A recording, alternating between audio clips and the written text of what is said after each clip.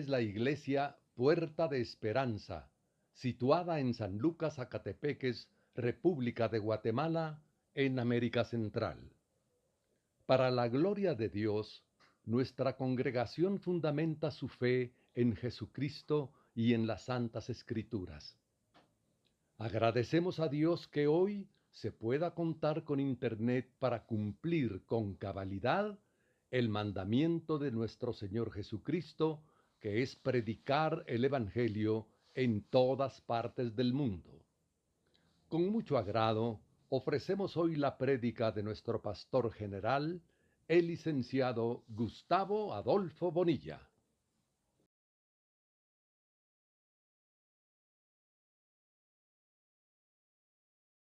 Buenos días, hermanos. Que Dios les bendiga. Enviamos un saludo a todos los oyentes de la radio y a quienes nos ven por YouTube. Esta mañana vamos a continuar con nuestro estudio de Apocalipsis. Estamos al final del capítulo número 18. Yo pensaba en este momento que oíamos el himno, canto de la gran tribulación, cuando la iglesia se vaya, cuando nos vayamos en el arrebatamiento, nos vamos a ir todos nosotros, pero la música se va a quedar. Todos estos cantos que oímos van a quedarse aquí en la tierra. Yo me pregunto cómo va a ser la reacción de aquellos que habían sido cristianos en algún tiempo y que por diversas razones se apartaron de la iglesia, y cuando se queden y oigan a este cantante marino entonar el himno del arrebatamiento. Yo quiero imaginar cómo va a ser la reacción de las personas. Creo que muchos llorarán, se lamentarán y quizás estarán todavía impactados por lo que ha ocurrido, que la iglesia ha desaparecido, y esas notas de estos cantos sonarán fuertemente en sus oídos y habrán lamentos. Quizás se van a arrepentir en ese momento de haber desperdiciado una oportunidad tan grande que tenemos. Pero solo pensaba eso, cómo va a ser en ese momento cuando toda esta gente escuche estos cantos que hoy en la mañana oímos. Bueno, siguiendo en el capítulo 18 de Apocalipsis, Juan nos viene contando de los diversos grupos que ahí se mencionan acerca de lo que van a decir y lo que van a hacer. Y habíamos visto algunos de estos grupos y hoy nos toca ver qué es lo que van a decir los pilotos, los marineros y los viajeros. Esto es en relación a la destrucción de Babilonia, que le ha llegado el momento a Babilonia y está siendo totalmente destruida, consumida. Y esto va a impactar a los diversos grupos, como son los mercaderes, los pilotos, los viajeros, los marineros, aún la gente de ese tiempo que tal vez no tenga una posición de privilegio, pero cuando se den cuenta, cuando vean en las noticias cómo la ciudad de Nínive va a estar ardiendo totalmente, que yo he pensado mucho qué es lo que va a pasar para que esa ciudad arda en tales proporciones que se va a consumir totalmente. Pues puede ser que caiga fuego del cielo, puede ser que caiga fuego del cielo, puede ser que muchos misiles caigan en Babilonia, puede ser que una bomba atómica o varias de esas bombas, pero la ciudad va a desaparecer totalmente, todos se van a morir y habrá muchas lamentaciones. Entonces, en el caso de los pilotos y marineros, dice el versículo 17 del capítulo 18, y todo piloto, todo, no solo unos, todo piloto y todos los que viajan en naves y marineros y todos los que trabajan en el mar separaron de lejos. Toda la gente. O sea, eso va a ser un espectáculo jamás, nunca visto. Y los que están más cercanos, dice que, como este caso, los pilotos, son los pilotos de las naves, ¿verdad? Todos los que están dentro de las naves, quizás en barcos, tal vez en transatlánticos, en barcos de lujo, que anden navegando ahí cerca de Babilonia, los mismos trabajadores de los barcos, los marineros y toda la demás gente que trabaja en el mar, pescadores, de lejos estarán observando. Y cuando decimos todo piloto se refiere al que guía el barco, los que viajan en naves, es decir, los pasajeros de los barcos. Los marineros se refiere a la tripulación de los barcos. Todos los que trabajan en el mar podría referirse a quienes obtienen su sustento en conexión con la industria marítima. Todos ellos se pararon lejos. ¿Para qué? Para contemplar la ruina de Babilonia y se lamentarán con profundo pesar porque han perdido la fuente de sus riquezas. Dice el versículo 18. Y viendo el humo de su incendio, todos estos grupos que están aquí en el versículo 17, al ver el humo de su incendio, van a dar voces muy fuertes. ¿Y qué es lo que van a decir toda esa gente? Ellos van a gritar, mientras ven el humo del incendio, van a gritar, ¿qué ciudad es como la gran ciudad? La pregunta formulada por los navegantes y traficantes es sumamente elocuente. Sin duda, reconocen la magnitud de la pérdida que han experimentado. Babilonia representa para ellos el poder económico, el prestigio social y la influencia política. La destrucción de Babilonia representaba o va a representar la pérdida de todo lo que consideraban importante y permanente. La gente no quiere entender, no quiere comprender la palabra de Dios. Todas las cosas del mundo van a terminar. Todo se va a destruir. Todo será quemado. No va a quedar absolutamente nada. Por lo cual, en este preciso momento, la mayor parte del mundo debiera estar pensando en los valores espirituales, no en los valores terrenales, en las cosas de este mundo. Porque les va a pasar lo mismo que está describiendo aquí Juan en este capítulo 18, que todo lo que ellos consideraban importante y permanente se va a destruir. No va a quedar absolutamente nada.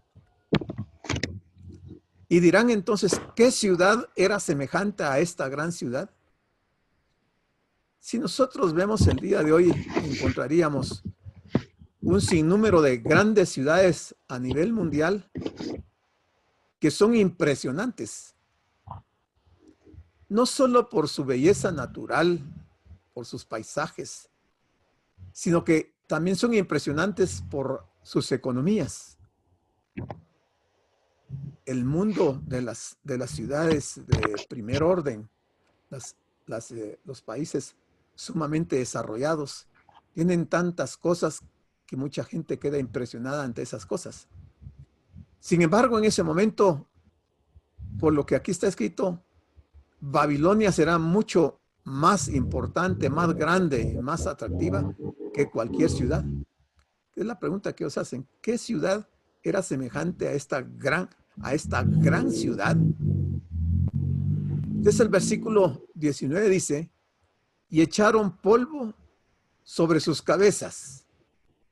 Todos estos que dice el versículo 17, los pilotos, los pasajeros, los marineros, los que trabajan en el mar. Entonces esa gente dice que su reacción va a ser echar polvo sobre sus cabezas.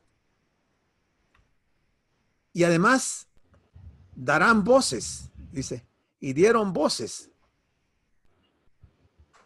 llorando y lamentando, para que alguien llore y lamente, quiere decir que es una tragedia sin precedentes. Va a ser algo espantoso para esa gente, para que llore. O sea, se van a echar polvo sobre sus cabezas. Esa es una señal que la Biblia la describe en muchos de sus pasajes. Y luego de poner polvo sobre sus cabezas y de que estén llorando y lamentando, dirán unas palabras. El acto de echar polvo sobre la cabeza era una señal de duelo y de tristeza. La tristeza era mostrada además porque daban voces llorando y lamentando la pérdida de Babilonia. El lamento se expresa así, con dos ayes. Ay, ay, la gran ciudad. El grito es como de alguien que llora a un ser querido que ha muerto. Los navegantes han perdido lo que más querían, o sea, sus riquezas. Se perderán millones de dólares. Dice el versículo, siempre que este versículo, aquí están los ayes, los dos ayes. Ay de la gran ciudad en la cual todos los que tenían naves en el mar se habían enriquecido de sus riquezas, pues en una hora ha sido desolada. A Dios no le va a tomar mucho tiempo destruir Babilonia. Una hora va a ser suficiente para que Babilonia desaparezca totalmente. La razón fundamental del lamento es que tanto los fabricantes de naves como los armadores ya no pueden contar con la fuente principal de sus ingresos. Evidentemente, el Dios de estos hombres era el dinero. Y por eso los lamentos, los llantos, el dolor, las expresiones de tristeza. Ante esto, algo va a ocurrir en el cielo.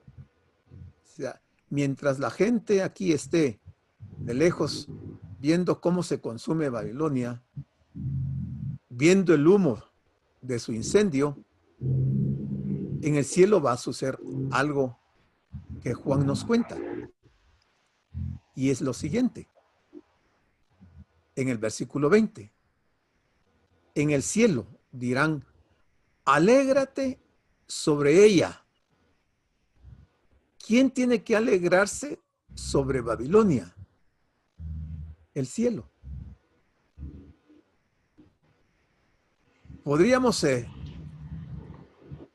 contrastar o comparar lo que ha ocurrido unos pocos años antes de lo que va a ocurrir en Babilonia, lo que nos relata Juan en Apocalipsis 11:10, que dice, los moradores de la tierra se regocijan y se alegran a causa de la muerte de los dos testigos a manos de la bestia.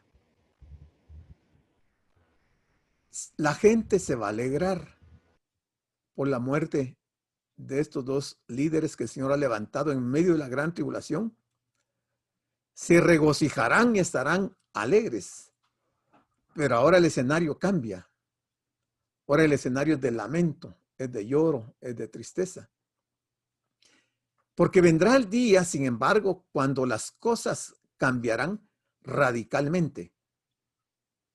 Los cielos y sus moradores se alegrarán, mientras que los moradores de la tierra experimentarán las penas y dolores de los juicios terrenales. Eso está, algo de eso está en Apocalipsis 12:12. Pero además en el cielo, al oír esa voz que dice, alégrate sobre ellos, cielo, también dice que se alegren los santos. Alégrense vosotros, santos. ¿A qué santos se refiere? Pues indudablemente a todos los santos. Tanto los santos del Antiguo Testamento como los del Nuevo Testamento, como los santos que estarán saliendo de en medio de la gran tribulación. Alégrense, santos. Pero también dice que en el cielo En el cielo se van a alegrar los apóstoles y los profetas. Apóstoles y profetas. Yo quiero recordarles, y creo que es oportuno ver algo respecto a los apóstoles. Esos hombres que Dios levantó, que el Señor levantó para dar inicio a la dispensación de la gracia y para formar lo que hoy conocemos como iglesia. Por ejemplo, Jacobo, el hermano de Juan, había muerto decapitado por órdenes del rey Herodes, Hechos 12:2. Y ahora en los cielos dicen que se alegren los apóstoles y los profetas. Pedro se supone que sufrió el martirio en Roma durante el reinado de Nerón. Por petición del mismo Pedro fue crucificado con la cabeza para abajo. Andrés, el hermano de Pedro, al llegar a Edesa de Mesopotamia en un viaje misionero, fue crucificado en la cruz, cuyos dos extremos estaban transversalmente elevados en la tierra. De aquí el origen de la expresión de la cruz de Andrés. Santiago, el hermano de Jacobo, hijo de Zebedeo, Santiago fue decapitado a espada en Jerusalén por orden del rey Agripa en el año 44 de la era cristiana. Estamos haciendo un recuento o un recordatorio de qué pasó con los apóstoles. La Biblia no describe exactamente esto que estamos viendo de cómo murieron los apóstoles, pero la historia sí dejó registrado qué pasó con ellos. Y todos, absolutamente todos, murieron por la predicación del Evangelio.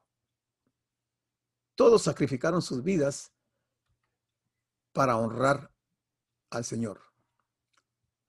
El otro Santiago, el hijo de Alfeo, predicó en Palestina y Egipto, y fue crucificado en Egipto. Santiago fue uno de los discípulos menos conocidos. Algunos estudiosos creen que fue el hermano de Mateo, el recaudador de impuestos. Santiago fue un hombre de carácter fuerte y un tipo de los más ardientes para predicar el evangelio. La tradición nos cuenta que él también murió como un mártir y su cuerpo fue cortado en pedazos. La sierra se convirtió en un símbolo apostólico. Ahora veamos a Juan, el hermano de Jacobo, el discípulo amado de Jesús. Enfrentó el martirio cuando fue hervido en un enorme caldero de aceite. Fue hervido dentro de un caldero enorme de aceite durante una ola de persecución en Roma. Sin embargo, fue librado milagrosamente de la muerte. Mire qué señal tan extraordinaria, qué milagro tan impresionante. No murió a pesar de que lo hirvieron en un caldero lleno de aceite. Y luego fue sentenciado a las minas en la prisión de la isla de Patmos. Y fue ahí donde escribió el libro profético Apocalipsis. Después fue liberado y regresó a lo que hoy conocemos como Turquía. Juan murió de viejo y fue el único de los apóstoles que falleció de muerte natural. Es importante, hermanos, considerar seriamente la palabra de Dios. ¿Se recuerdan ustedes que cuando el Señor resucita y se aparece allá a las orillas del mar de Tiberias, o el de Galilea, y les da de comer a los apóstoles? Ellos están llegando a la orilla con sus barcas y el Señor está ahí en la orilla y está asando un pez.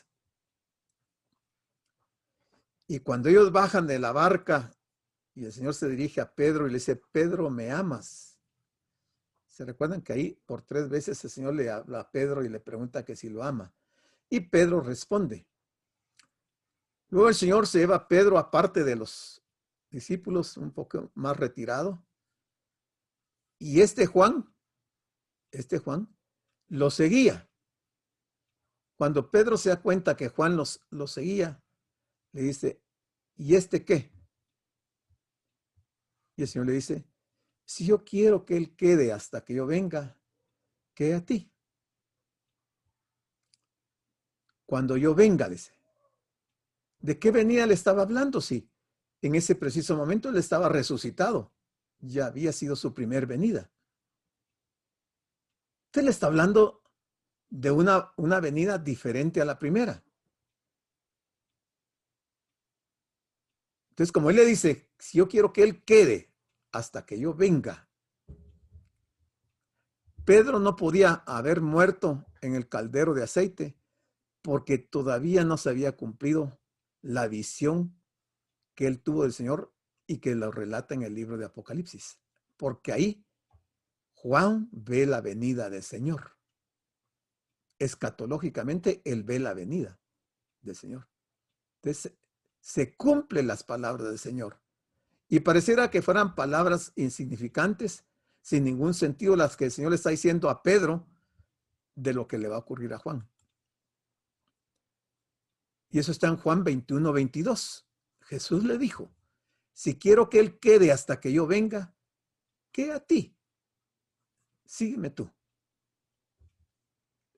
Entonces él no podía morir hasta que no se diera el cumplimiento de estas palabras del Señor. Bueno, sigamos con los apóstoles. Felipe fue azotado, puesto en prisión y después fue crucificado en Asia Menor en el año 54. Bartolomé, que también se llamaba Natanael, fue el primer ministro en la India. Primer ministro en la India. Vea lo que hizo. Tradujo el evangelio al hindú, propagándolo por aquel país. Murió crucificado por un grupo de fanáticos idólatras. Tomás, el incrédulo que se le conoce, llamado también Dídimo, predicó el evangelio en Partia y también en la India, donde debido al enojo de los sacerdotes paganos fue atravesado con una lanza. Mateo, el recaudador de impuestos, fue atravesado con una lanza en Nadabao, Etiopía, en el año 60 después de Cristo. Judas, llamado también Judas Leveo o Tadeo, este no es Judas Iscariote, es el otro Judas, fue crucificado en Edesa, Mesopotamia, en el año 72 después de Cristo. Judas Iscariote murió ahorcado después de traicionar a Jesús. Matías, el escogido para tomar el lugar de Judas, fue apedreado en Jerusalén y después fue decapitado. Pablo, al llegar a Roma de un viaje misionero, fue capturado por orden de Nerón y decapitado. Decapitado. Pablo murió decapitado. Pero las palabras que Pablo había escrito en Filipenses 1, 21 y 22 son bien elocuentes. Y Pablo decía, porque para mí el vivir es Cristo y el morir es ganancia. Mas si el vivir en la carne resulta para mí en beneficio de la obra, no sé entonces qué escoger.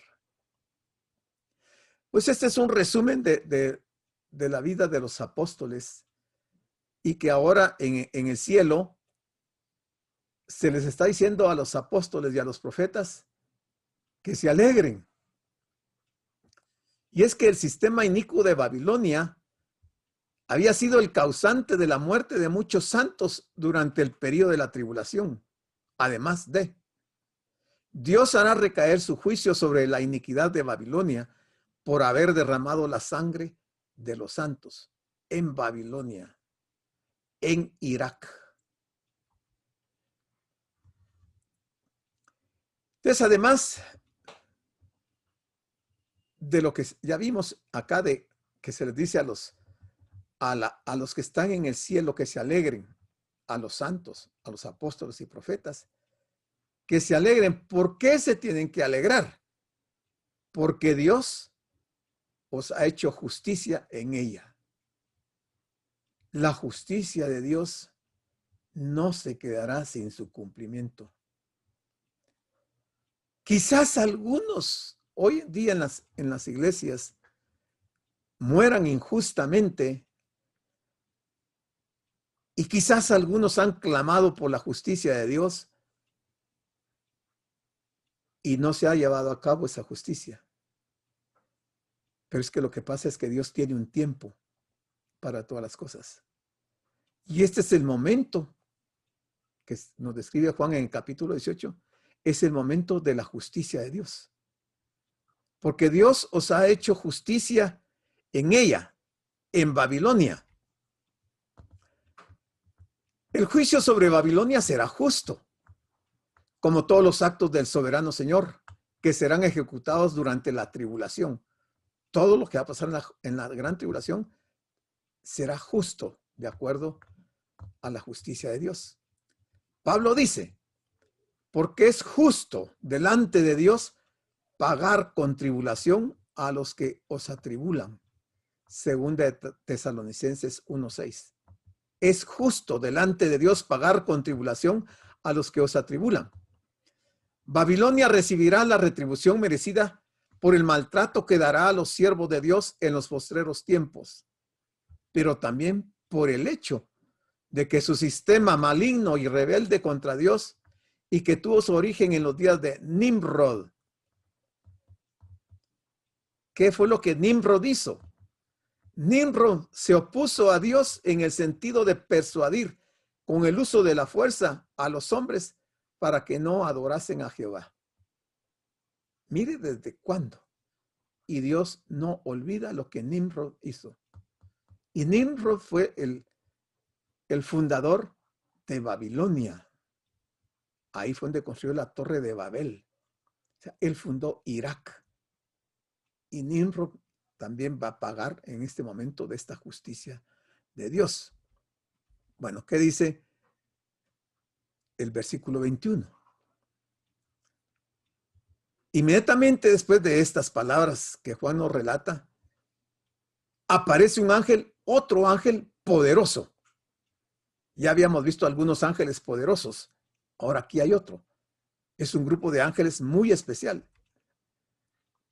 Y ese ángel lo que hace es tomar una piedra, como una gran piedra de molino. Si el ángel está en el cielo, ¿cómo es que en el cielo hay una piedra de molino? Y no es una piedra común, es una piedra grande, una gran piedra de molino. Para los que no conocen cómo es una piedra de molino, les muestro. Aquí hay dos piedras de molino.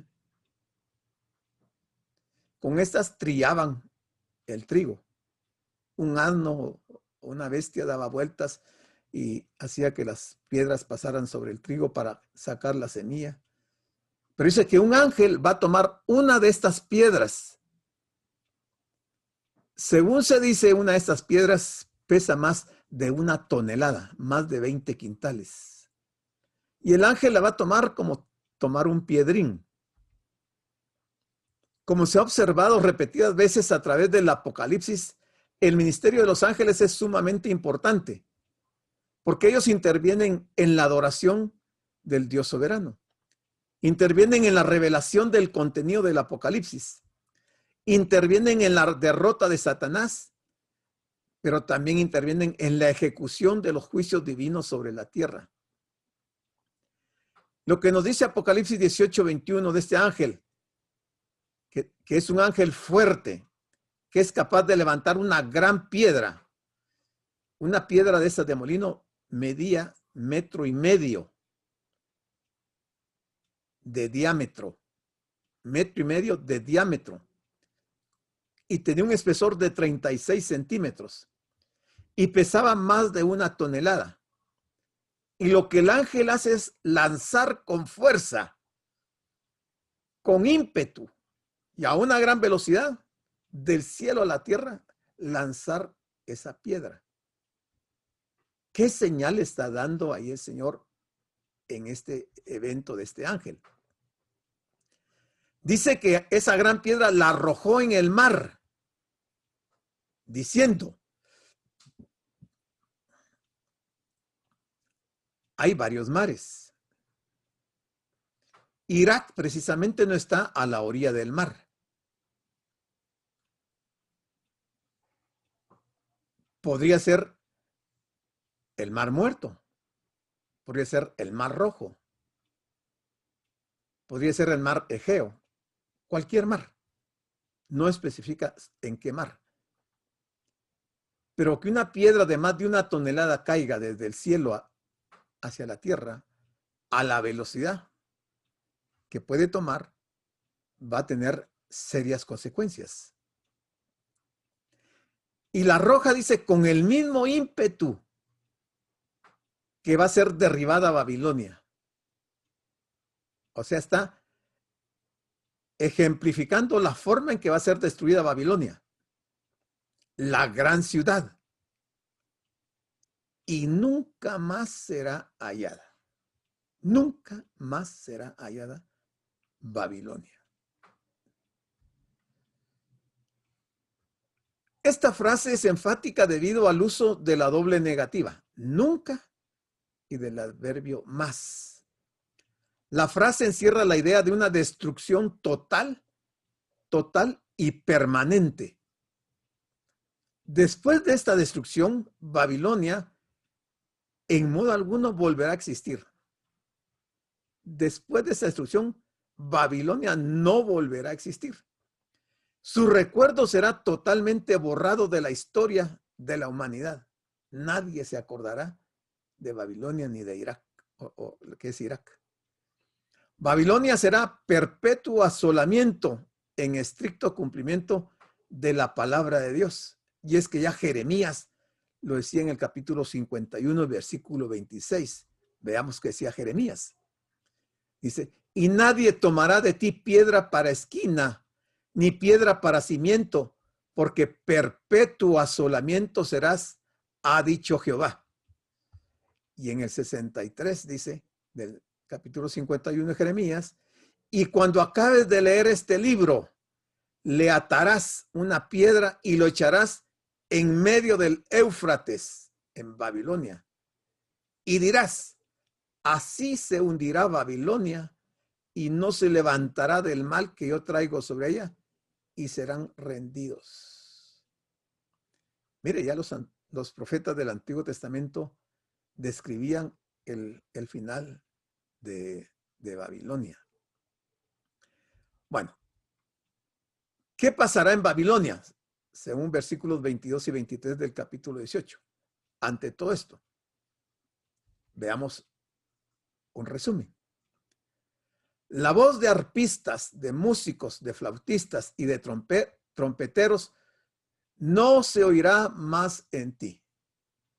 Quiere decir que habían abundantes músicos de diferentes instrumentos en Irak, en Babilonia, que se la pasaban muy bien, muy alegres al sonar de sus instrumentos. Pero dice, ya no se oirá más en ti voz de músicos. Habrá una total desaparición de todo tipo de instrumentos musicales de Babilonia. Además, Dios hará desaparecer a los artesanos de la ciudad. Ningún artífice de oficio alguno se hallará más en ti. Ya no habrán más artífices. Ocurrirá también una paralización de las actividades económicas cotidianas, porque dice, ni ruido de molino se oirá más en ti. No habrá producción de nada. La ciudad bulliciosa y comercial será silenciada para siempre. Nadie podrá comprar ni vender porque habrá sido desolada para siempre. No cabe duda que en los años de su apogeo, Babilonia era una ciudad donde la música formaba parte de la vida diaria de los ciudadanos. Los expertos músicos de Babilonia no tocarán más sus instrumentos. Ningún artífice de oficio alguno se hallará más en ti. Se acabarán todas estas actividades. No habrá ruido de molino que se oiga más en ti. No habrá luz de lámpara. No alumbrará más en ti. La luz de lámpara no alumbrará más en ti. ¿Podría ser que Babilonia quede en tinieblas literales? Y que a eso se está refiriendo de que luz de lámpara no alumbrará más en ti. O quizás está hablando de la luz de la palabra.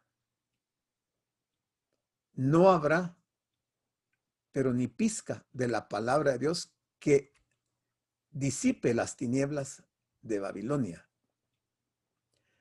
¿Por qué no tendrán luz de lámpara que les alumbre? Bueno, porque Babilonia no solo se hallará sumida en profundas tinieblas espirituales, sino que además sufrirá de las tinieblas físicas. Entonces tiene doble sentido. Tinieblas espirituales y tinieblas físicas. Aunque las ciudades antiguas no poseían alumbrado público, los magnates usaban antorchas para alumbrar sus casas, particularmente durante los días de fiesta. El texto dice de forma enfática, y luz de lámpara nunca jamás brillará en ti. Ni voz de esposo y de esposa se oirá más en ti. Es una destrucción total, absoluta de Babilonia. No va a quedar absolutamente nada. ¿Por qué nos podríamos preguntar? ¿Por qué todo esto? Que no habrá músicos, ni luz, ni nada. Porque tus mercaderes eran los grandes de la tierra. ¿Qué tienen que ver los mercaderes en todo este caos, esta tragedia para Babilonia? Bueno, se refiere a los magnates que controlan el comercio y por lo tanto las riquezas de la ciudad de Babilonia. El monto de las riquezas de los mercaderes será enorme, como enorme será la pérdida.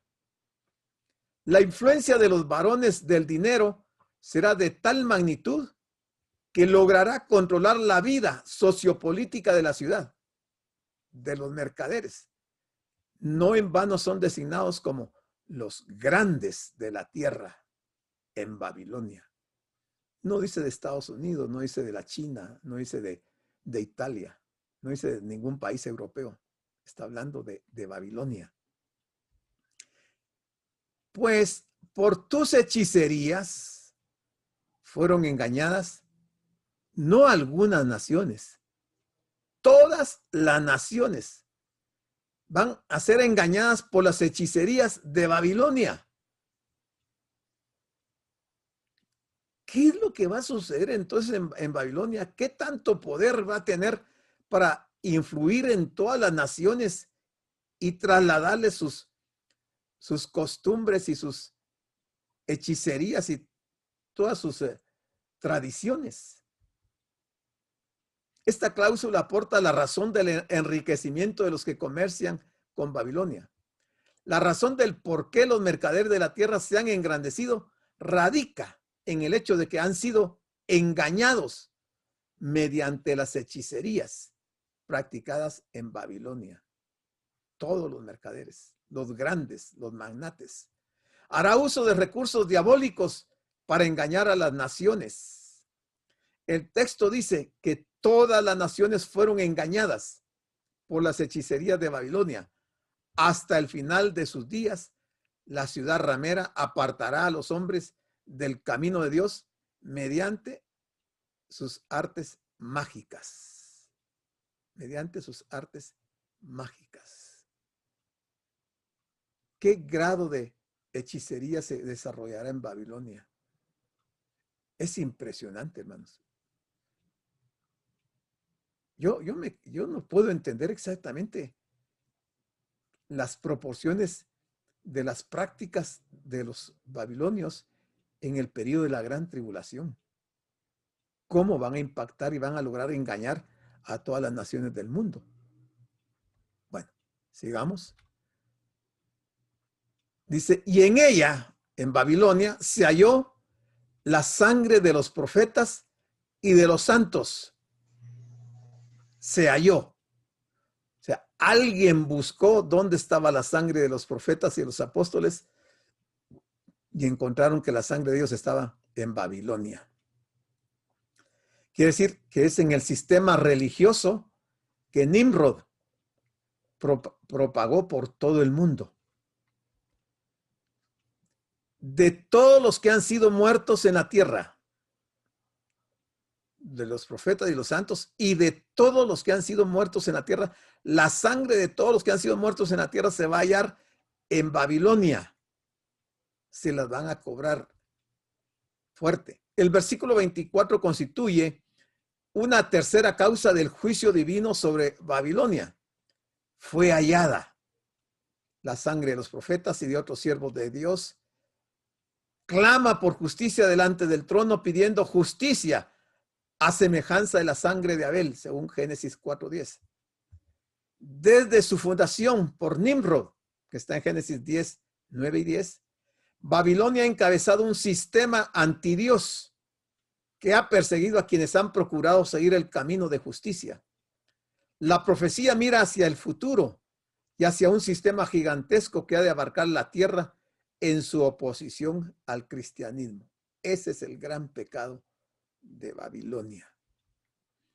Una comparación de los pasajes de Jeremías 50 y 51 con Apocalipsis 17 y 18 revela que tanto el profeta como el apóstol describen la misma ciudad en lo que respecta a sus características propias. Además, describen su destrucción súbita, total e irreparable, tanto los profetas como los apóstoles. Finalmente, describen el llamado al pueblo de Dios de los postreros días a salir de Babilonia. No salir literalmente, salir del sistema religioso mundial de Babilonia y el gozo universal que resultará de la destrucción de la ciudad pecadora. Aquí terminamos con el capítulo número 18 de Apocalipsis. Y más o menos es una imagen de cómo podría ser cuando se vea a Babilonia quemándose, ardiendo en llamas. Así es que vamos a entrar de una vez al capítulo número 19, en los pocos minutos que nos quedan. Este es un capítulo impresionante también, muy interesante.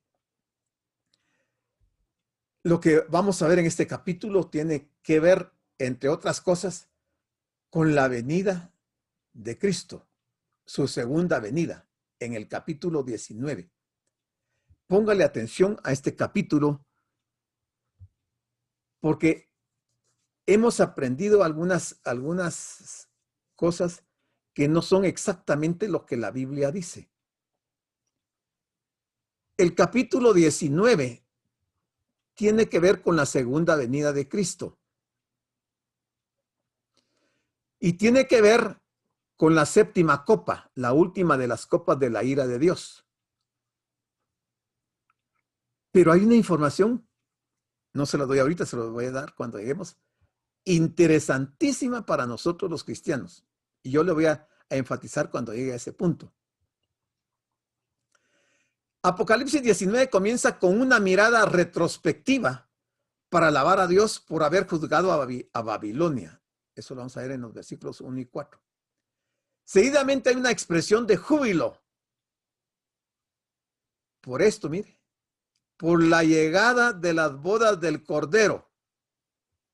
¿Cuándo? En la segunda venida de Cristo. Después de la séptima copa. Hay una expresión de júbilo por la llegada de las bodas del Cordero. Hemos aprendido que cuando la iglesia sea arrebatada, iremos directamente a las bodas del Cordero. No, hasta en el capítulo 19 se dan las bodas del Cordero. Cuando han pasado todos los juicios, cuando el Señor hace su aparición en su segunda venida. Y eso lo dice aquí la Biblia. También se escucha una voz de gran multitud en el cielo llamando a los siervos de Dios a alabar al Señor. Todos los santos se regocijan en el capítulo 19 porque ha llegado el día de la presentación de la esposa del Cordero, la iglesia, vestida de lino fino, limpio y resplandeciente, como señal de santidad para unirse al Cordero para siempre. ¿Cuándo? En el capítulo 19. ¿Qué describe el capítulo 19? La segunda venida de Cristo, pero describe las bodas del Cordero. O sea, en este capítulo vamos a encontrar tres grupos de alabanza celestial. El primero, va a haber una alabanza celestial por la destrucción de Babilonia. Luego habrá una alabanza celestial por las bodas del Cordero, por las bodas del Cordero. Y tercero, habrá una alabanza celestial por la venida en gloria del Mesías. Eso lo vamos a ver en este capítulo. O sea que este capítulo presenta además la gloriosa escena del regreso triunfante del Mesías, tal como fue anunciado en capítulo 1 de Apocalipsis, versículos 7 al 8, capítulo 11, versículo 15 y capítulo 14, versículo 14. El Cristo glorificado viene con poder, majestad y gloria para tomar posesión de su reino como Rey de Reyes y Señor de Señores. Finalmente se pone de manifiesto la consumación de la derrota de los enemigos del Mesías en los versículos 17 al 21. Los ejércitos de las naciones, el anticristo y el falso profeta serán vencidos por el soberano de los cielos y tierra. Entonces veamos qué nos dice el primer versículo de este capítulo 19. Después de esto, oí. ¿Y qué oye Juan? Una gran voz de gran multitud en el cielo que decía. Analicemos. Una gran voz de una persona, no, de muchas personas, de gran multitud en el cielo. De gran multitud en el cielo, una gran voz, no es la voz de Cristo, no es la voz del Padre. No es la voz de uno de los seres vivientes, porque dice una gran multitud en el cielo que decía, aleluya, salvación y honra y gloria y poder son del Señor Dios nuestro. Aquí hay una adoración celestial. ¿Para quién? Para el Señor. Dice, aleluya. Salvación. En ese momento, salvación. ¿Salvación para quién? Ya lo vamos a ver. Y honra y gloria y poder, honra, gloria y poder son del Señor Dios nuestro. Probablemente lo que Juan escuchó procedía de las gargantas de seres angelicales que se regocijan y alaban a Dios por lo que ha hecho con Babilonia. Mire qué impactante va a ser la destrucción de Babilonia en el cielo.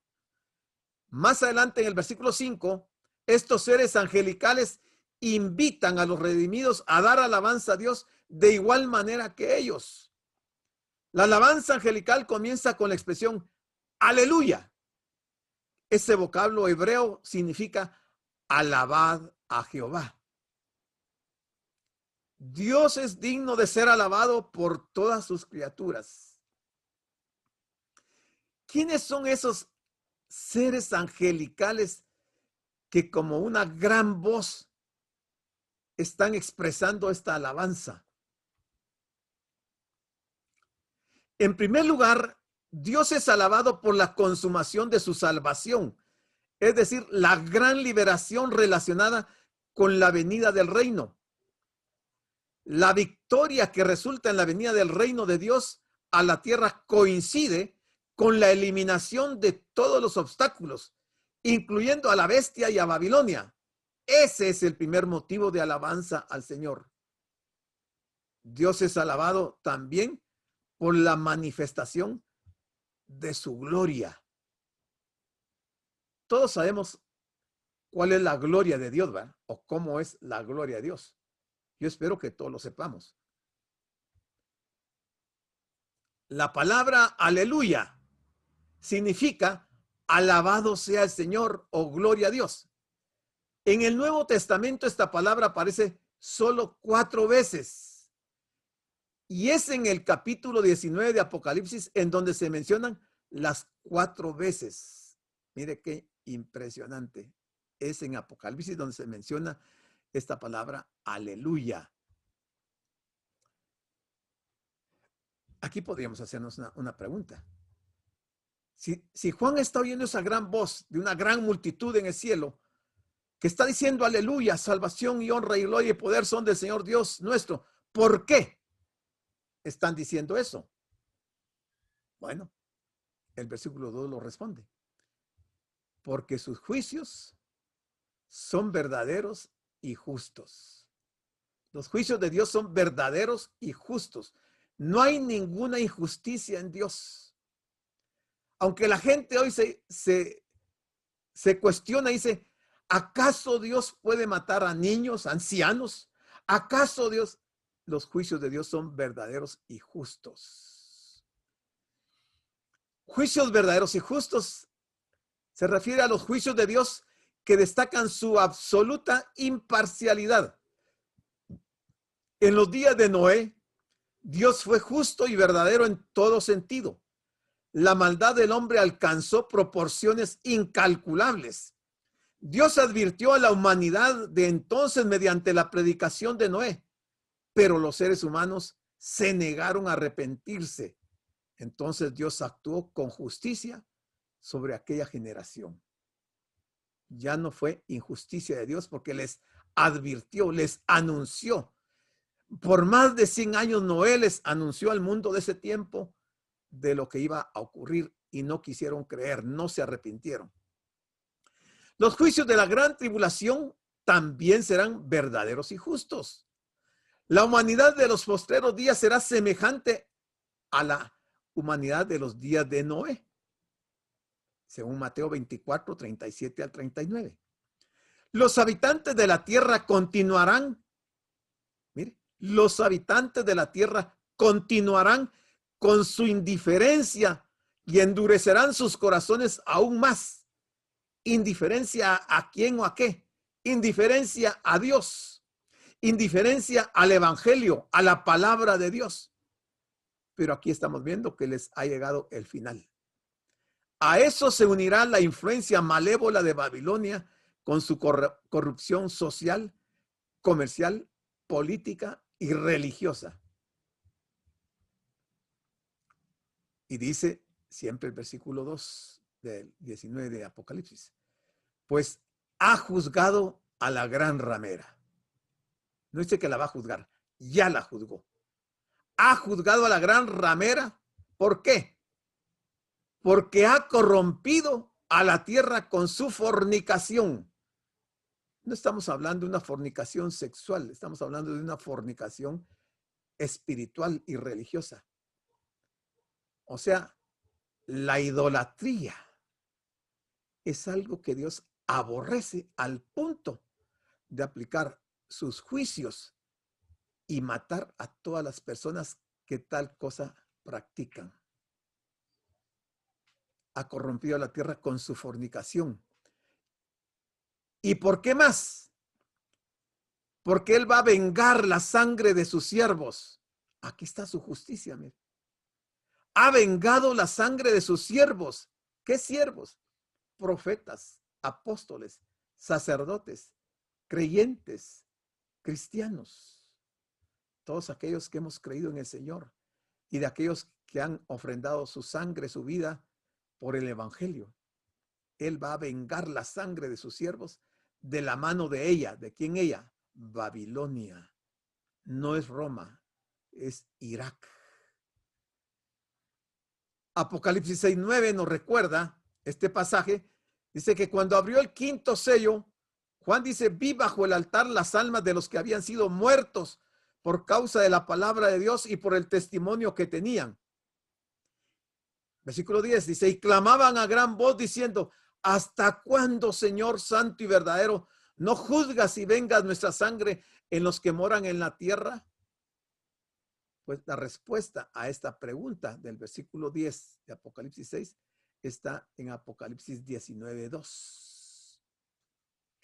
El gozo celestial es, por lo tanto, plenamente justificado por las dos razones que el texto señala.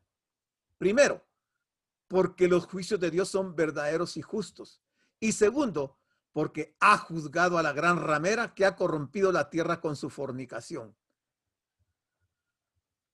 La idolatría y el materialismo de Babilonia han corrompido a las naciones. Además, Babilonia ha sido una instigadora de prácticas inmorales entre las naciones de la tierra. Le están sacando los trapitos al sol a Babilonia.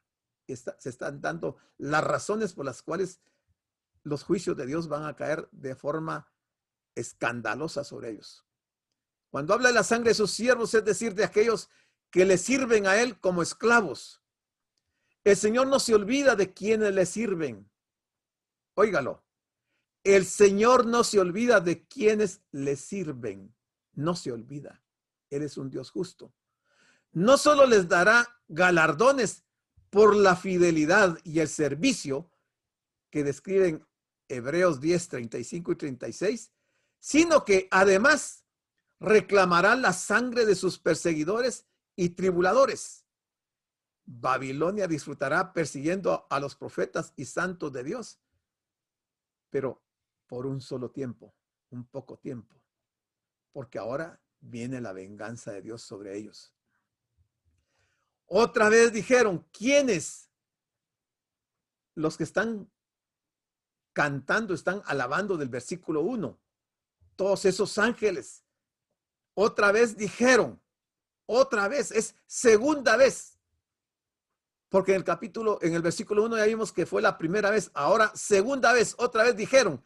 ¿Qué se dijo en el versículo 1 y ahora se dice en el versículo 3? Aleluya. Aleluya. Hay 5 razones por las que se alaba a Dios. Porque ha librado a su pueblo de sus enemigos, porque ha administrado justicia, porque ha aplastado de forma permanente la rebelión humana, porque ha mostrado su soberanía y porque ha mantenido la comunión con su pueblo.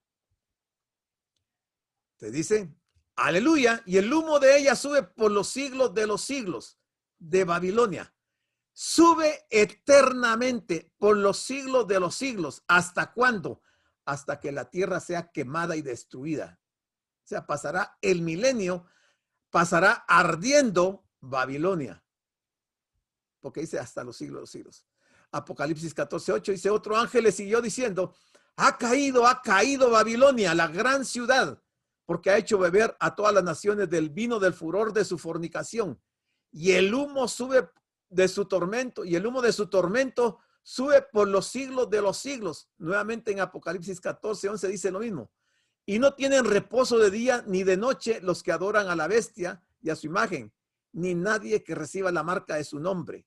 La reiteración del juicio de Dios sobre Babilonia es una indiscutible evidencia del profundo repudio divino de las obras de dicha ciudad y del sistema que ha corrompido la tierra. El juicio y la venganza de Dios provocó en el cielo las siguientes reacciones. Lo vamos a ver en el versículo 4 el próximo domingo. Aquí terminamos, hemos llegado a la hora.